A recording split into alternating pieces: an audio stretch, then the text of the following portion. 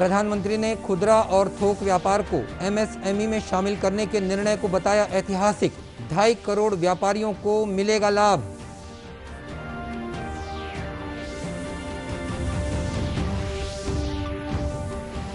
Covid से स्वस्थ होने की राष्ट्रीय दर 97% से अधिक हुई। कल 97,000 से ज्यादा मरीज हुए संक्रमण मुक्त।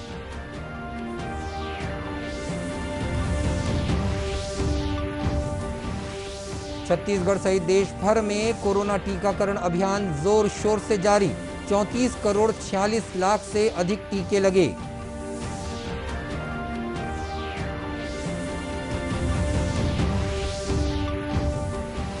और मुख्यमंत्री ने प्रदेश की कानून व्यवस्था की समीक्षा की। चिटफंड कंपनियों के निवेशकों की जमा राशि वापस दिलवाने की कार्रवाई में तेजी लाने को कहा।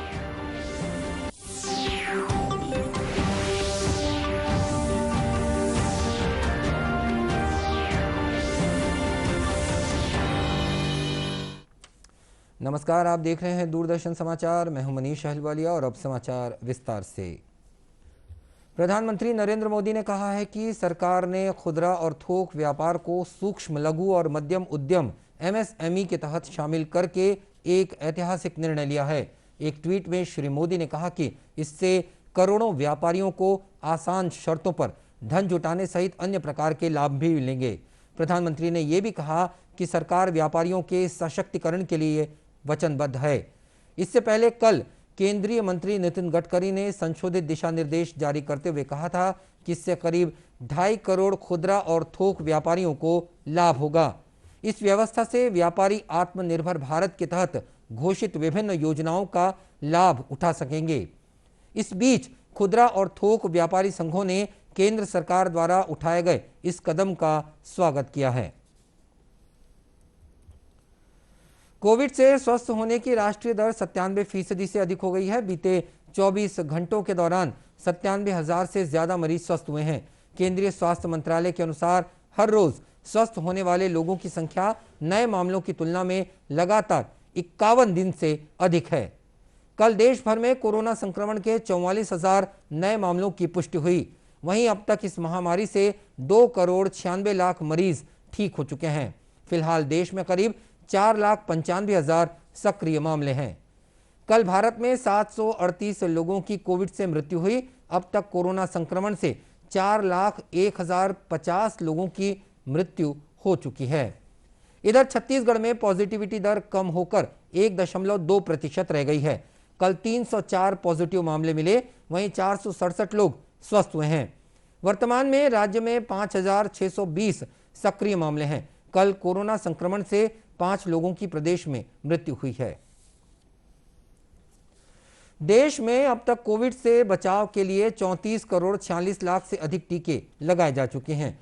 बीते 21 जून को कोविड टीकाकरण के नए चरण के शुरुआत के साथ ही कल 38,88,000 से अधिक कोविड वैक्सीन लगाई गई।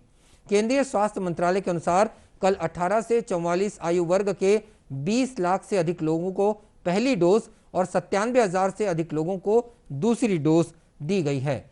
वहीं केंद्र सरकार ने गर्भवती महिलाओं को भी कोविड वैक्सीन लगवाने की अनुमति दे दी है। केंद्रीय स्वास्थ्य मंत्रालय ने टीकाकरण संबंधी राष्ट्रीय तकनीक सलाहकार समूह NTAGI की सिफारिशों पर यह निर्णय लिया है। इसके लिए गर्भवती महिलाएं कोविन ऐप पर या नजदीकी टीकाकरण ऐप पर जाकर पंजीकरण करा सकती हैं। कोविड-19 वर्किंग ग्रुप के चेयरमैन डॉक्टर MK अरोरा ने इस बारे में विस्तार से जानकारी दी। देश में कोरोना की दूसरी वेव चल रही थी। उस समय देखा कि पहली वेव के मुकाबले इस बार गर्भवती महिलाओं की अगर उनको कोरोना हुआ है तो मृत्यु की 2 से 3 गुना संभावना बढ़ गई थी।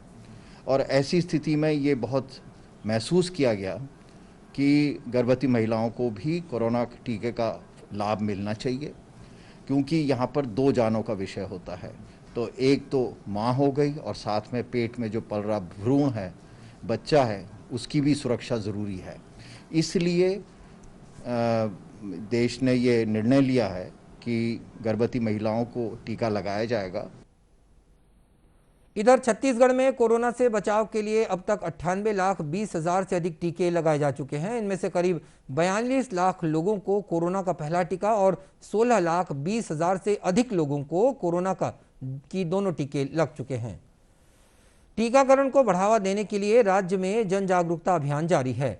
बलरामपुर जिले के आदिवासी बाहुल्य झिंगो ग्राम पंचायत में तो 100% टीकाकरण का लक्ष्य पूरा करने के लिए तरह तरह की कवायद की जा रही है। एक और जहां महिला समूह गांव-गांव में घूमकर ढोल मंजीरों के साथ स्लोगन के माध्यम से लोगों तक टीकाकरण का संदेश पहुंचा रहा है, तो वहीं कई गांवों में टीका लगाने वालों को लॉटरी के माध्यम से इनाम भी दिया जा रहा है। महिला समूह की कार्यकर्ता प्रेमिका बाई ने जागरूकता के लिए किए जा रहे प्रयासों के बारे में जानकारी दी।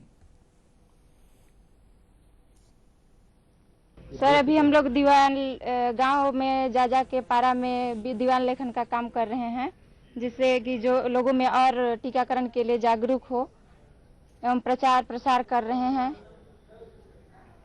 जी सर, अभी ढोल मंजीरा के सहायता से भी हम लोग अभी रैली निकाले हैं, जिसमें मतलब गांव वालों को पारा में जाकर और जागरूक करने के लिए, ताकि ज़्यादा मतलब 100% वैक्सीनेशन हो सके।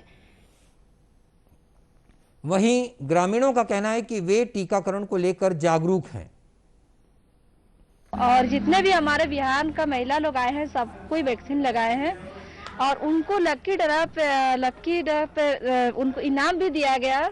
और उसमें जो है इनाम पे, जैसे मेरे को भी अभी इनाम मिला है, सैनिटाइजर मिला है, साबुन मिला और हैंड वॉश मिला है और यहाँ पे मास्क भी मिला और प्रमाण पत्र के माध्यम से ये भी दिया गया।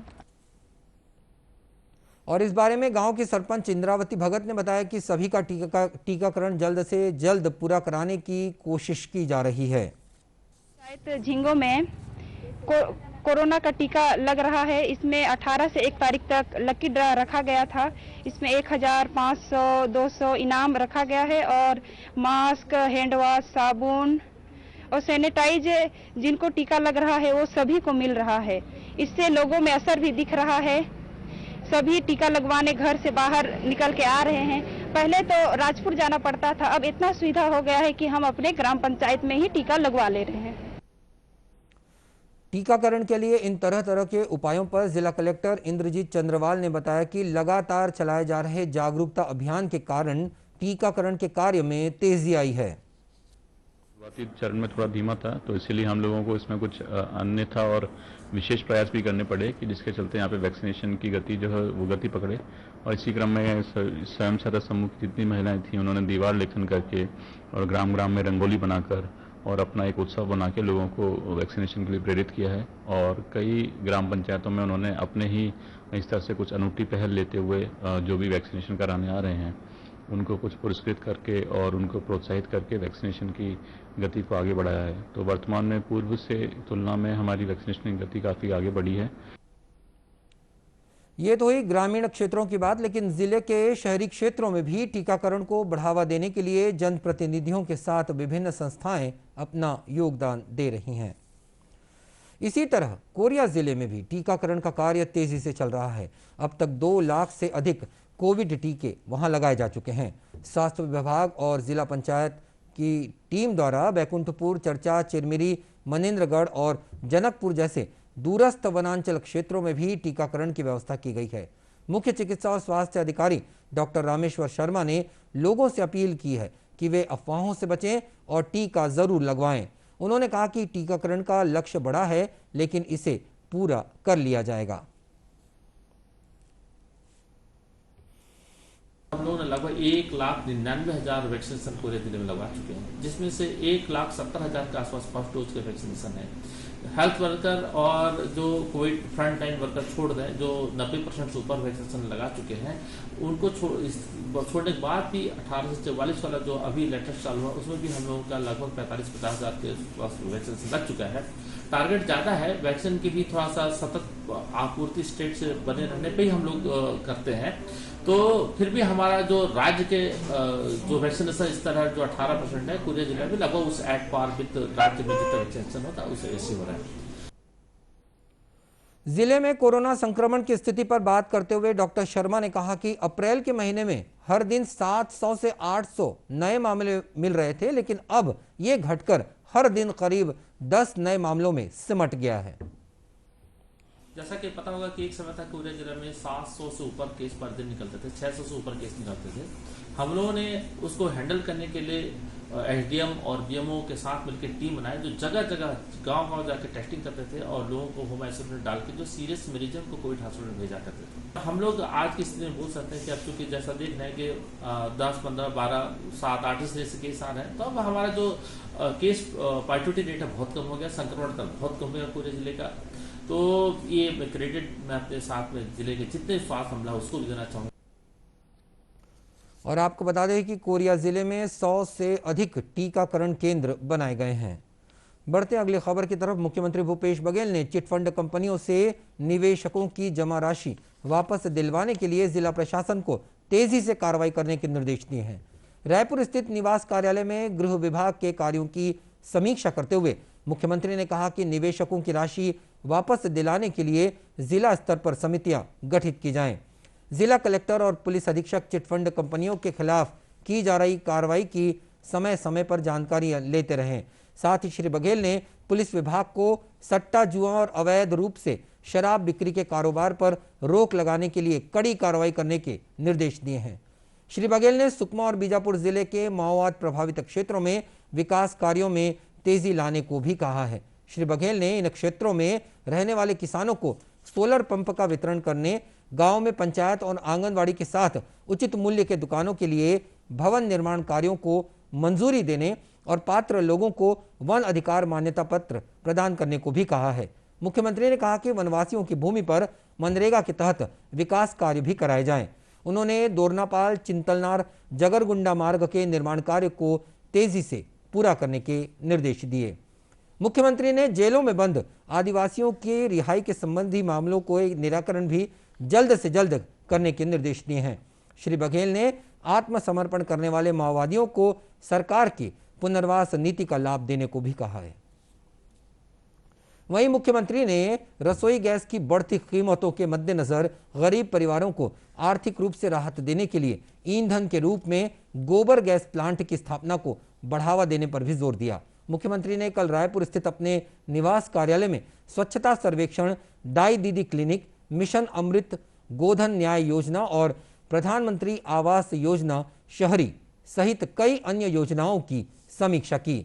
मुख्यमंत्री ने रसोई गैस के विकल्प के रूप में शहरी क्षेत्रों में गोबर गैस प्लांट तैयार करने के निर्देश दिए। उन्होंने इसके लिए स्थल का चयन करने को भी कहा। साथ ही श्री बघेल ने शहरी क्षेत्रों में खाली पड़ी सरकारी भूमि पर गौठान बनाने के निर्देश दिए हैं। इस बैठक में नगरीय प्रशासन मंत्री डॉक्टर शिव कुमार डहरिया और मुख्य सचिव अमिताभ जैन भी उपस्थित थे। दूरदर्शन केंद्र रायपुर से प्रसारित होने वाले प्रादेशिक समाचार को आप YouTube पर भी देख सकते हैं। हमारे YouTube channel Chhattisgarh DD news पर प्रादेशिक समाचार उपलब्ध रहते हैं। YouTube चैनल का लिंक और QR कोड आप स्क्रीन पर देख सकते हैं। अपने एंड्रॉयड फोन से QR कोड स्कैन करके आप छत्तीसगढ़ डीडी न्यूज लिंक पर जा सकते हैं। इसके अलावा छत्तीसगढ़ डीडी न्यूज फेसबुक और ट्विटर पर भी उपलब्ध है। और बुलेटिन के अंत में अब मुख्य समाचार एक बार फिर। प्रधानमंत्री ने खुदरा और थोक व्यापार को MSME में शामिल कराने के निर्णय को बताया ऐतिहासिक। 2.5 करोड़ व्यापारियों को मिलेगा लाभ।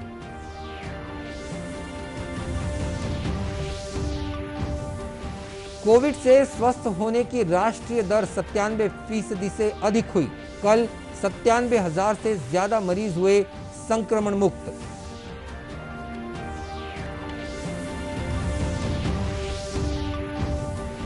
छत्तीसगढ़ सहित देश भर में कोरोना टीकाकरण अभियान जोर शोर से जारी। 34 करोड़ 46 लाख से अधिक टीके लगे।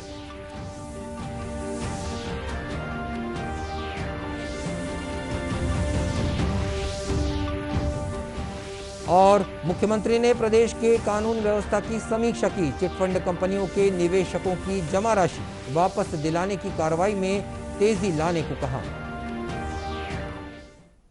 इस बुलेटिन में इतना ही। और अब एक जरूरी संदेश, कोरोना से बचाव के लिए मास्क, सैनिटाइजर के साथ ही सोशल डिस्टेंसिंग का भी आप जरूर पालन करें।